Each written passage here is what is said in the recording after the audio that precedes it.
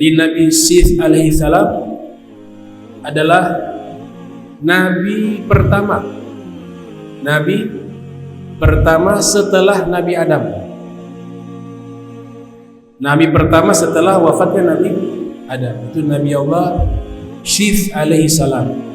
Jadi kalau diurut urutan, Nabi Allah Syith alaihi salam ini Nabi kedua, Nabi yang kedua. Yang pertama Adam, yang kedua Nabi Syith alaihi salam. Para ulama menyatakan Nabi Syith alaihi salam ini seorang nabi. Mayoritas mengatakan beliau seorang nabi. Kenapa para ulama mengambil kesimpulan bahwa beliau seorang nabi? Karena diberikan suhuf. Suhuf ini lembaran-lembaran yang berisikan wahyu dari Allah Subhanahu wa taala. Dan manusia yang menerima suhuf pasti seorang nabi. Makanya ada suhuf Ibrahim, ada suhuf Musa. Karena Nabi Ibrahim, Nabi Musa seorang nabi, maka Syith juga alaihissalam diberikan suhuf. Namun di dalam Al-Qur'anul Karim Allah Ta'ala tidak menyebutkan nama Nabi Syith. Jadi dalam Al-Quran tidak disebutkan nama Nabi Syith alaihissalam, dan tidak menyatakan bahwa Nabi Syith itu seorang nabi. Jadi mereka menyatakan bahwa Nabi Syith alaihissalam adalah seorang nabi dari hadis Rasul sallallahu alaihi wasallam, yang dimana hadis tersebut Nabi mengatakan Nabi Syith diberikan 50 suhuf. Disebutkan ala Syith kepada Syith alaihissalam. Dan Nabi Allah Syith alaihissalam inilah nanti anak keturunannya seluruhnya para nabi. Jadi semua para nabi, para rasul, nasabnya itu kembali kepada Nabi Allah Syith alaihissalam. Ada seorang tabi'in bernama Wahb ibnu Munabbih. Beliau mengatakan di wajahnya Nabi Syith alaihissalam itu ada cahaya di jidat. Nanti menjelang wafat, cahaya itu berpindah kepada anaknya. Setelah cahaya itu berpindah kepada anaknya, meninggal usia 900 tahun. Jadi Nabi Allah Syith alaihissalam meninggal usia 900 tahun. Wahab ibnu Munabbih mengatakan cahaya itu adalah cahaya Nabi Muhammad sallallahu alaihi wasallam. Karena Nabi Muhammad berasal dari keturunannya Nabi Allah Syith alaihissalam. Karena nanti ada keturunan Qabil. Qabil punya keturunan. Nabi Allah Syith punya keturunan nabi-nabi. Jadi Nabi Adam seorang nabi, anaknya nabi, hadiah dari Allah. Kenapa hadiah dari Allah? Karena anaknya yang soleh, Habil itu kan telah meninggal, dibunuh. Habil sudah dibunuh, sedih, kehilangan, Allah ganti, kasih hadiah. Ini hadiahnya saya berikan anak yang soleh, bahkan menjadi seorang nabi. Artinya kalau kita kehilangan sesuatu, jangan berlarut-larut dalam kesedihan. Mungkin Allah ingin mengganti yang lebih baik. Seperti Qabil membunuh Habil, Habil meninggal, diganti Nabi Allah Syith alaihissalam.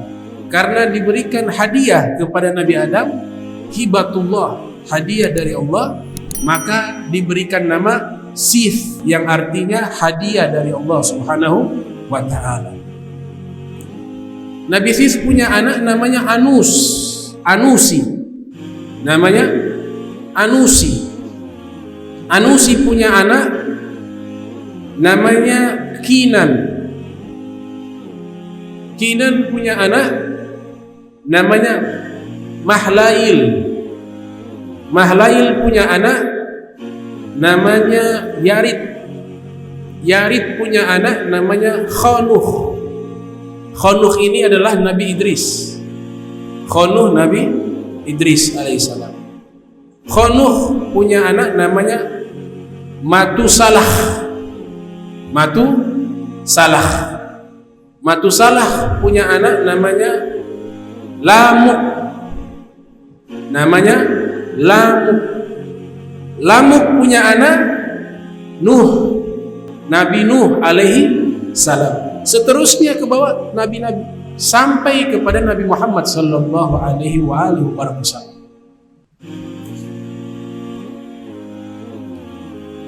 Kemudian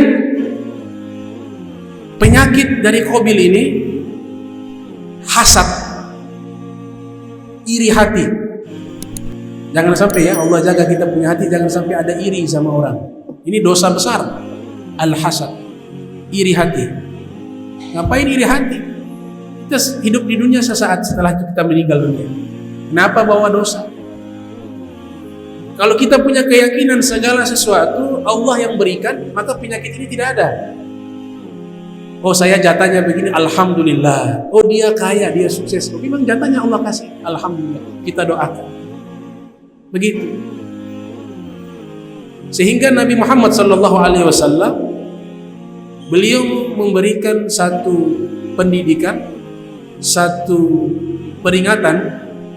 Kalau penyakit hasad ini bisa membakar amal ibadah kita.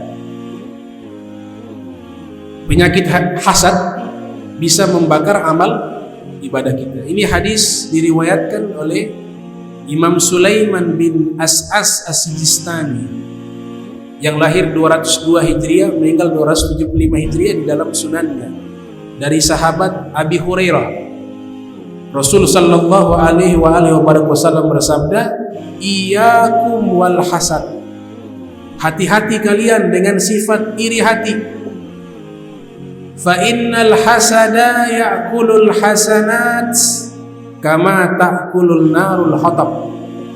Karena sifat iri hati dapat memakan kebaikan, dapat menghancurkan kebaikan, sebagaimana api membakar kayu bakar.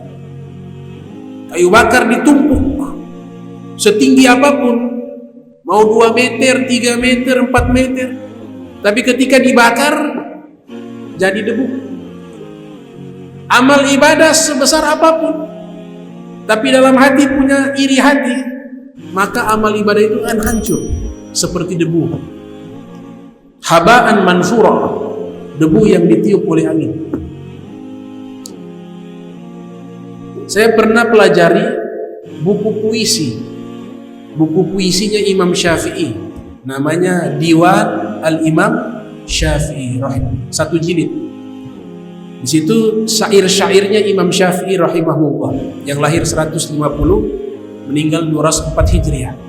Ada satu syairnya Imam Syafi'i tentang iri hati itu beliau sebutkan. Beliau katakan, kullu adawah qad turja imatatuha illa adawata man adaka bil hasad. Artinya, setiap permusuhan, setiap konflik sesama manusia bisa hilang konflik itu.